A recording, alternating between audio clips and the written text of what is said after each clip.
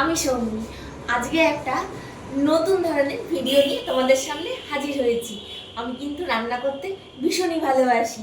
তো চলো আজকে একটা ছোট্ট রেসিপি তোমাদের সাথে শেয়ার করছি। আমি ফার্স্টে এখানে দেখতেই পাচ্ছ টমেটো আর শুকনো লঙ্কাটাকে বয়েল করে রেখেছিলাম। একটা সারপ্রাইজ রেসিপি দিদি ভিডিওটা করে দিচ্ছে বলে আমি কিন্তু সবটা এখানে বলছি না, ক্রমশ প্রকাশ্য। ঠিক আছে, দেখতে থাকো। এটা বয়েল করে রেখেছিলাম, এটা আমি মিক্সিং জারে দিয়ে দিলাম। পুরোটাই আমি এর মধ্যে দিয়ে দেব। তারপরে আমি এর মধ্যে দেব পনিরটা অ্যাড করব। আর তারপরে আমি দেব টুকরো করে কেটে রাখা ক্যাপসিকাম। এই সব কটা দিয়ে আমি ভালো করে ব্লেন্ড করে নেব। তো আমি পেস্টটা রেডি করে নিয়ে চলে এসেছি, তোমরা দেখতেই পাচ্ছ। আর তার সাথে সাথে আমি এটাকেও বয়েল করে নিয়েছি। এটা হচ্ছে পাস্তা।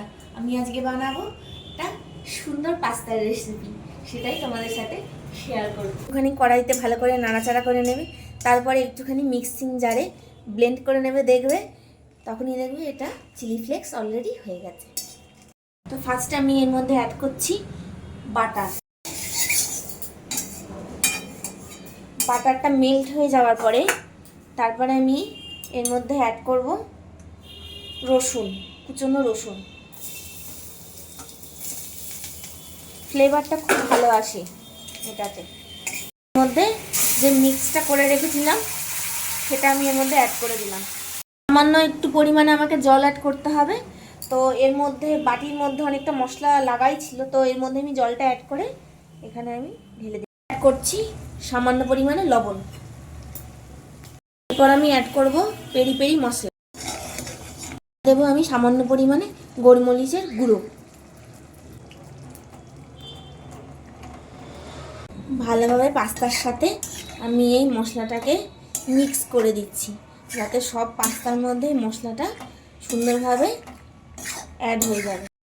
এরপর আমি এর মধ্যে অ্যাড করে দেবো চিজ, যেটা আমাদের সকলেরই ফেভারিট। একটা গোটা এর মধ্যে চিজ আমি দিয়ে দিলাম। এটা জাস্ট মেল্ট হবে, খেতে অসাধারণ লাগে। ওপর দিয়ে আমি একটু সামান্য পরিমাণে চিলি ফ্লেক্স অ্যাড করে দিচ্ছি। কেমন হয়েছে? বানালাম তো প্রথম। ভালো হয়েছে। আমি এই হোয়াটসঅ্যাপ পাস্তাটা অনেকবার দেখেছিলাম, ভেবেছিলাম খাবো, কিন্তু নিত্য নতুন জিনিস সত্যি আবার করতে এলে এত লাগে। ওগুলো মনই ভালো পারে। আজকে সারপ্রাইজ বলেছে দেবে, খুব ভালো হয়েছে, খেতে খুব সুন্দর হয়েছে। টেস্টটা দারুণ হয়েছে, দারুণ। যেমন মানে আর কি দেখে লোভ লাগে, এটাও সেই রকমই হয়েছে, খুব ভালো হয়েছে। ভিউয়ার্সদের উদ্দেশ্যে কি বলবি? ট্রাই করবে বাড়িতে? অবশ্যই অবশ্যই, যে কোনো সময় এটা ট্রাই করতেই হবে। এত সুন্দর রেসিপি না ট্রাই করলে বুঝবে কি করে যে কতটা সুন্দর হয়েছে? তার জন্য তো মাস্ট ট্রাই।